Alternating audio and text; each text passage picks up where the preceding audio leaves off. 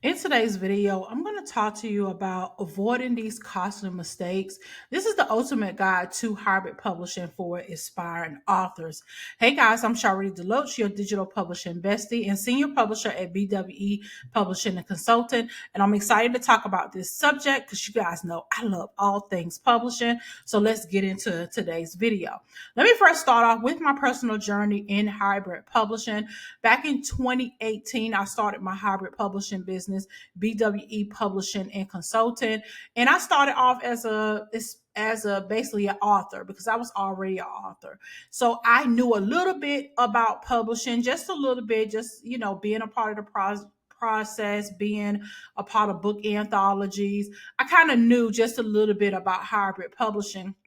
And when I got into starting my own book publishing company, of course, I had coaching. So I had the best coach, Rhonda Watts Robinson. She is no longer in hybrid publishing. She is a fitness coach, but she was super amazing, super helpful. I took her course to help me to start my hybrid publishing business.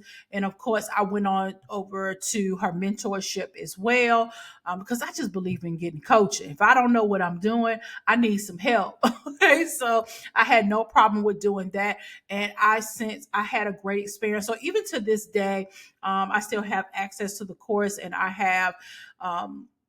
Sometimes I refer back to it, if certain things that I either forgot, especially opening BWE Publishing and Consulting back up again for services. So we're providing a la carte services. So no, we're not providing full publishing packages and all those things. It's just a la carte services. But since getting back into there, I had to refer back, to some of the videos and things like that because, it's been, I closed it down in October 2023, and now we're opening it back up. Due to high demand, very much high demand, and plus, starting back up in my hybrid publishing business is not a lot taxing on me because it's not just me. I've always learned how to relinquish control, and I'm going to talk about that too. But I've learned how to do that a long time ago, and where you can be like, there are certain people that are founders of companies that still make money from the company. They just hire a CEO.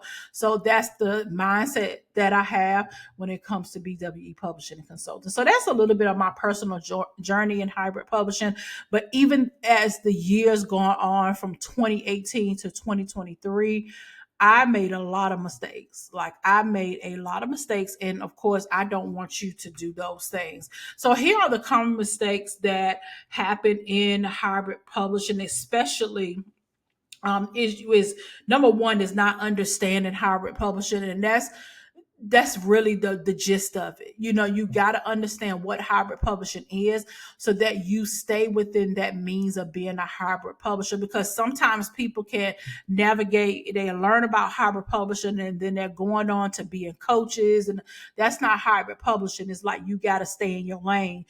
In hybrid publishing, you're providing a publishing service, so that means you operate as a self-publisher as well as a traditional publisher. So you marry those business models together and you're creating a company. That means you're not creating a service where it's just you. I teach my clients to create companies that they hire people. Okay, so this is where you have to level up the mindset of becoming a CEO.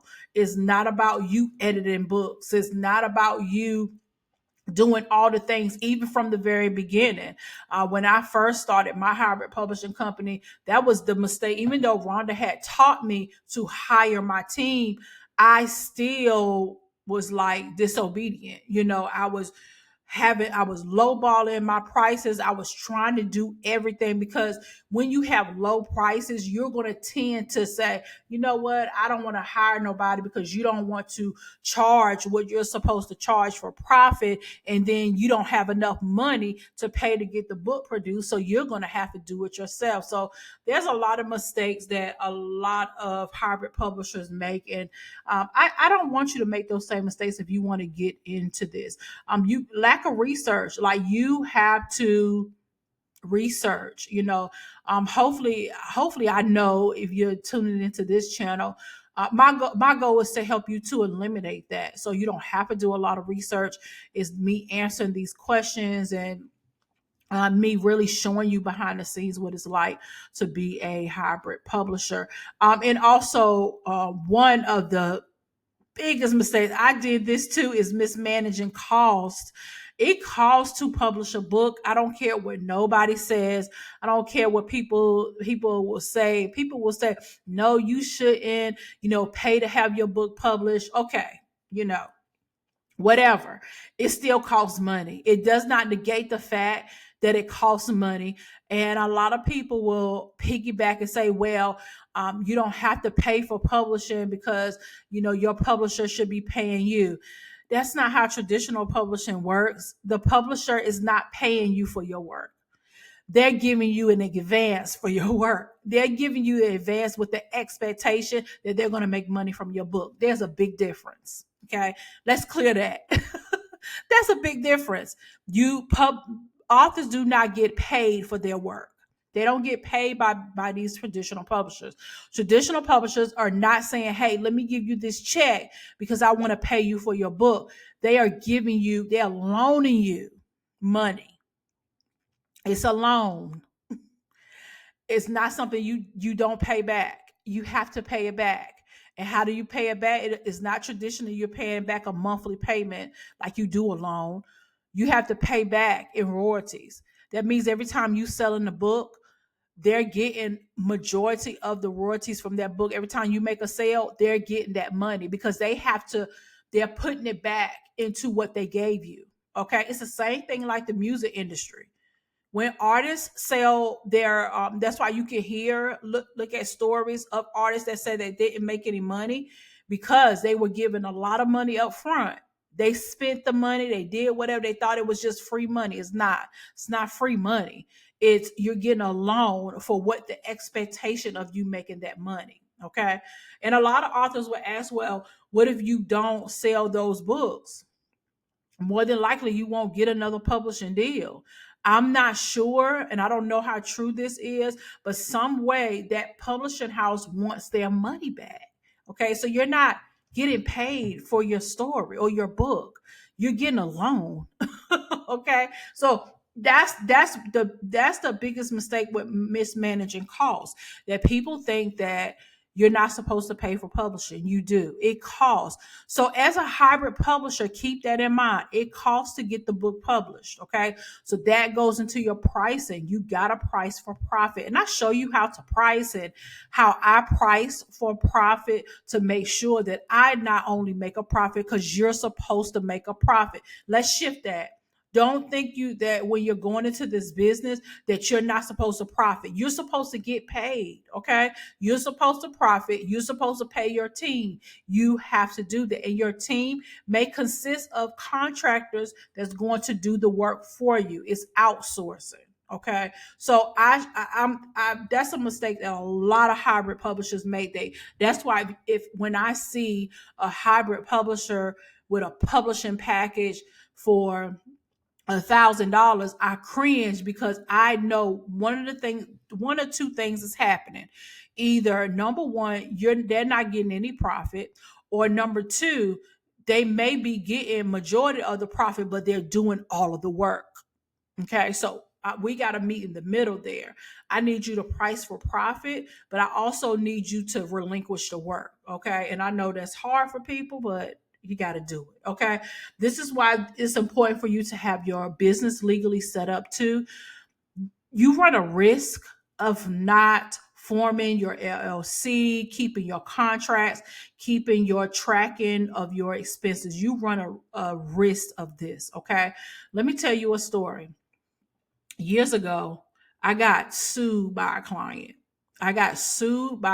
Well, attempt to be sued by a client.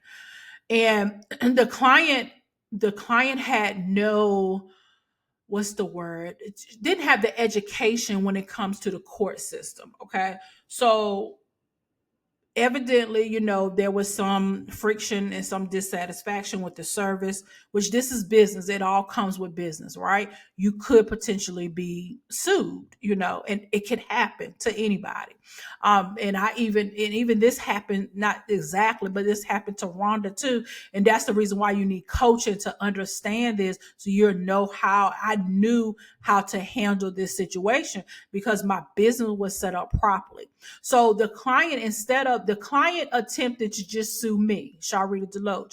She didn't sue or attempt to sue my company. So that was red. That was not just red flag, but that was mistake number one that she made when going to court, is that you can't sue the individual because it was the company. When she signed the contract was signed. It was a contract that was signed in the company. So the judge, let her know that. So of course she lost the case because I had a contract in place. I had communication in place. Is another thing. Make sure from a legal standpoint, you keep all communication in one place. This is why a lot of people used to get upset with me because they will say, I need you to communicate with me on Facebook Messenger. I can't do that. I need all of my communication in one place. I need emails because you need a paper trail. You got to keep a paper trail. Okay. Remember, you're doing business at the end of the day. It doesn't matter what type of business, but when you form your business entities and you're paying taxes, that's another thing too. You want to keep track of your expenses because you need to pay your taxes, but you got to make sure that you keep all communication in one space. And that's why it's important to either have a CRM, or even if you're going to have use Gmail, you got to set this up from the very beginning and make it clear to your customer as a hybrid publisher that this is the communication. This is how we will communicate. Okay. So that's important for you to have the legally set up, because you may come upon where people feel like, oh, they want to get money from you, or they feel like they should have a refund. And no, that's why it's important for you to have your contract laid out when it comes to refund policies, when it comes to communication. I've had clients that will pay and they will disappear. And this happens where clients will pay and they will disappear, and then they come back and wanting services. You cannot get services. Okay. You cannot get, so you basically threw money away, because in my contract, there states there has to be communication. And this is the length of your contract. Okay. The length of your contract is 90 days. Out, if you decide to just pay and ghost and then you want to come back, your 90 days is up. If you want us to service you again, you will need to pay. Okay. So that's why you got to have these legal things set up in your hybrid publishing business. You got to build a strong team and on a budget. Okay. You can build a strong team on a budget. This goes back to your pricing. Okay. Because it's expensive for you to try to do everything on your own, because you're going to get frustrated. The client's going to get frustrated. You're going to get to a point where you don't want to do anything. So I am not opposed to outsourcing. I will outsource. Now, luckily for you, if you get access to the Profit Publishing Secrets course, I show you how to outsource and where to outsource and what to look for with outsourcing. Okay. And what that process looks like. Okay. So when you're building a team, it's not expensive. It's not, you don't even need a whole lot of money up front to build your team. You can definitely find individuals that will provide services for your clients, and that will make sure that they adhere to the excellency of your company. All right, pricing mistakes. There are some pricing mistakes that a lot of hybrid publishers make, which is undercharging, underpricing for services. Okay, you got to understand that there's the value. This is not about charging your worth. I don't believe in charging your worth. Nobody can charge their worth, but you charge for the value in which you are providing. Okay. The value in which you're providing. You have to make sure that you price for profit. Okay. If someone wants editing services. So for example, with BWE Publishing and Consulting, we do not provide like packages, like pre-made packages. We no longer do that. I think that's a hassle. So we just provide a la carte services. So if you need editing services, if you need formatting services for your book, if you need a book cover design, we got you covered. So we got you there. And basically our clients are basically creating their own packages. So they get to choose from our packages, our prices, not packages, but they get to choose from the prices that we have. They get to choose from the services that they want, and they're basically making their package. Okay. So there's no hidden cost or anything like that added to it. Everything is already priced accordingly. Okay. So you got a price for profit. You can't be out here charging low fees. I give you my method to pricing that has worked so much in the BWE publishing and consultant. Get into that course because if there is a method to your pricing so that you pricing for profit. Promotion and marketing mistakes. There's a lot of mistakes that people make in hybrid publishing when it comes to their advertisement. You do not have to be everywhere to promote. Okay. You do want to have a online strategy and an offline strategy. Okay, you need both. Don't just depend just on online, but have an offline strategy. One of my greatest offline strategies that I love is postcards, and that's just creating postcards.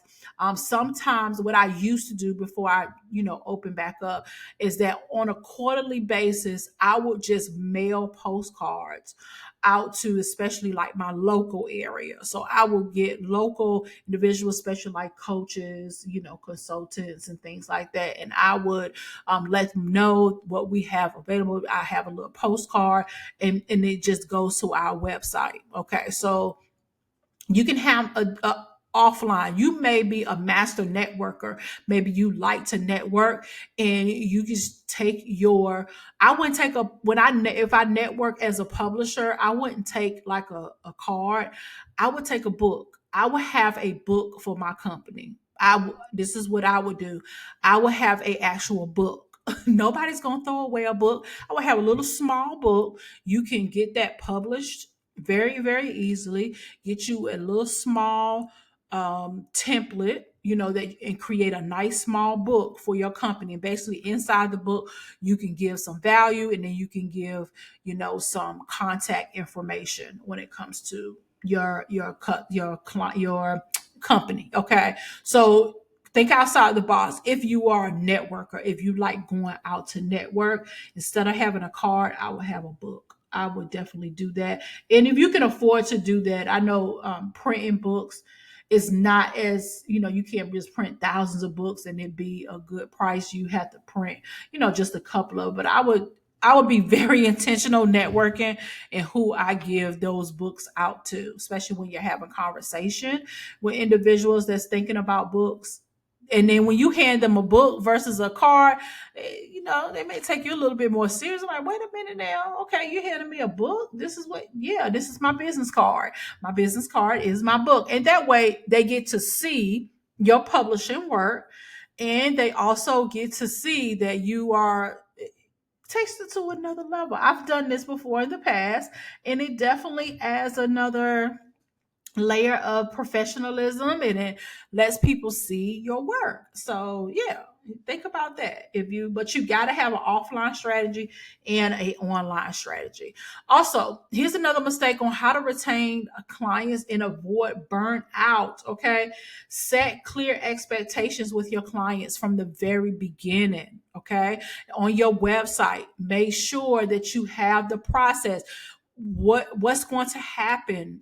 Am I going to take step one? You can look at my company's website and you'll be able to see that we have 6 steps. Step one, you do this. Step two, you do this. Step three, you do this. Have clear expectations from the very beginning and create strong agreements. Make sure you have a contract. Do not start any work without a contract and deposit. Okay. Do not start any work. Do not because people will try you. Okay, they will try you. Don't accept anybody's book. Don't accept anything without a deposit and without a contract. You need both. Okay, so have that. Make sure that even as you build your hybrid publishing company, you have work-life balance. You do not have to deal with clients long term. Okay, have quick results, 90 days. Get your clients in and out, because I'm going to tell you from experience, people like to prolong things. Okay, they like to prolong things or prolong contracts.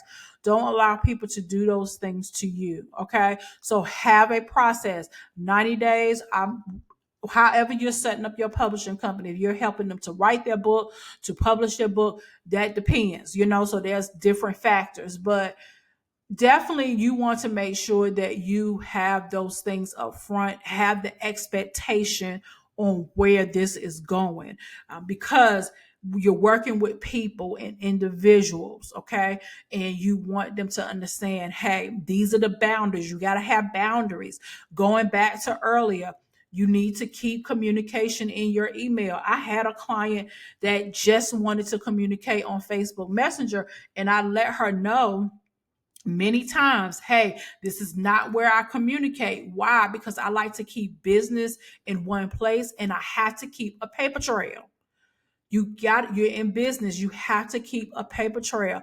I want you to look at other business. Look at the top businesses. Okay, look at the top businesses. I promise you, they are doing the same. They're keeping communications in one place. If you have like a customer complaint, they're not taking, most of the time they're not taking customer complaints in their inbox. Now you could probably leave reviews and they'll respond to reviews. That's different. But they're not handling you in Facebook Messenger. You have to think bigger with your hybrid publishing business. Okay, you have to operate with professionalism, and you have to make sure you keep your boundaries. You keep your boundaries and you keep your policies, because people will only take advantage of you, or they will break your policies if you allow it.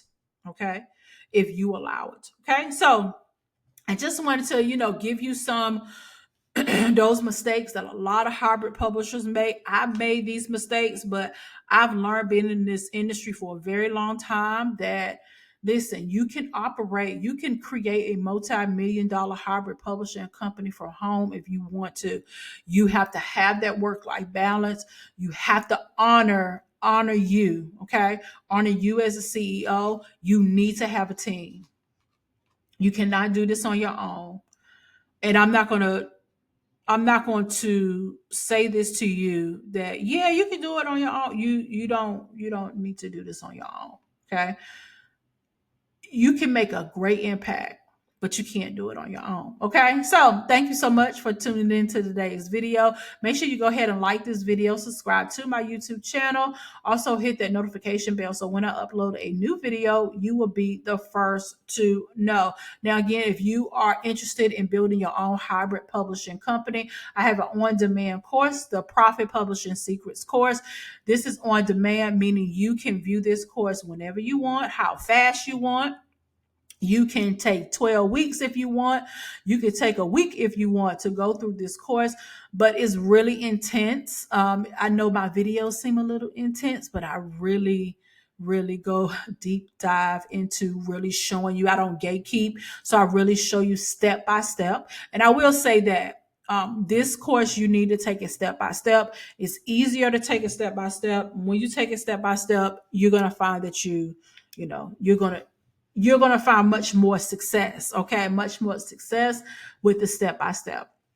And this is the course. Now, if you want outside of the course, send me an email. If you want one-on-one services, please let me tell you up front, with my one-on-one services, it is a 5-figure investment. Okay, I think right now it's like a 5-figure investment.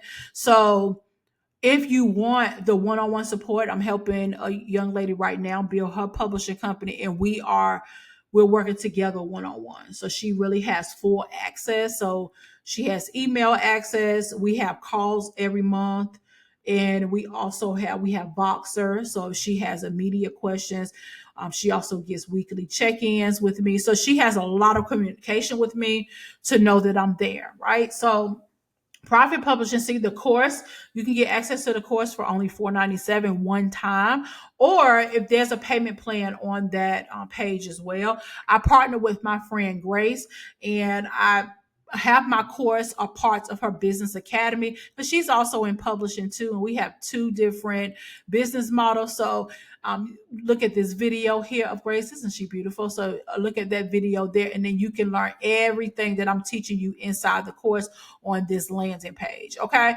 So get the access to the course. Is something that piques your interest and you really want to do this. The link is in the description for you to get started. Okay. So that's all for today's video. I'll see y'all in the next one. Bye.